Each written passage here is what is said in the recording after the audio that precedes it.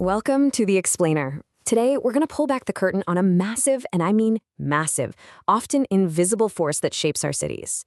It's the reason some buildings soar into the skyline, while others, well, they just stay a blueprint in an empty lot forever.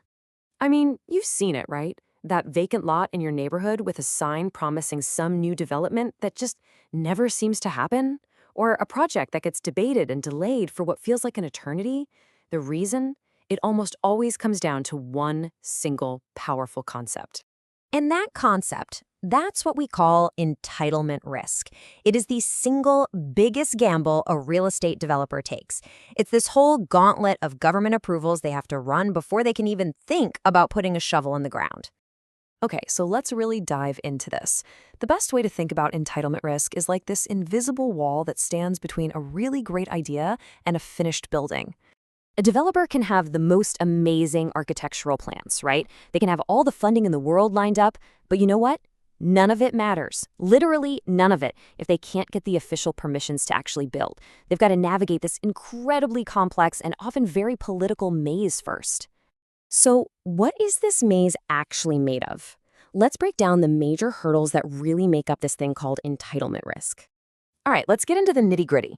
First up, you have the absolute basics, zoning. Can you even build apartments here? Or is this land zoned only for single-family homes? It's a simple yes or no that can stop you cold. Then, there are the project parameters. Is your building too tall? Is it too dense for the neighborhood? On top of that, you have these massive environmental reviews. I mean, how will this thing impact traffic, local wildlife, even the air quality? And finally, is the land itself even clean? Each and every one of these is a potential showstopper. Now, this right here is a really critical fork in the road. On one path, you have what are called ministerial approvals. Just think of this as a simple checklist. If your plans meet the pre-written rules, boom, you get the stamp. It's predictable. But that other path, discretionary approvals, oh boy, that's where all the risk is hiding. This isn't a checklist, it's a judgment call, a subjective decision made by planning commissions and city councils, usually in very heated public hearings. And this is the point I really want to hammer home. Those discretionary approvals, that's where politics, public outrage, and community opposition can completely, totally derail a project. It's the unpredictable human element, and it is where the risk just skyrockets. So what happens when a developer gets totally stuck in this maze? Let's look at the very real and, let me tell you, very expensive consequences of entitlement risk. You know, time is one of the biggest project killers out there. In a best case, super optimistic scenario for a simple project, you might get your approvals in 6 months. But that is incredibly rare. A much more typical timeline is 2 years. And if you run into any real opposition, you could easily be trapped in limbo for 5 years, or even longer, just waiting. And all that waiting, it is unbelievably expensive. Every single month of delay means paying property taxes, insurance, interest on loans, all for a patch of dirt. For a $10 million piece of land, a single year of delays can easily cost $800,000.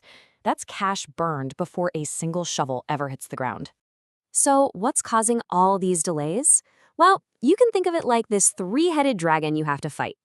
First, there's community opposition, that classic not in my backyard or NIMBYism. Then you've got political headwinds, especially around an election year when nobody wants to approve anything controversial. And finally, you have sheer bureaucracy, where you need sign-offs from the city, the county, the state, all these different agencies that don't always talk to each other. Okay, it sounds pretty daunting, right? But this isn't just a game of chance. Smart developers don't just roll the dice and hope for the best. No way. They come prepared with a strategic playbook for taming this risk. So let's look at how they do it. The best developers, they play offense.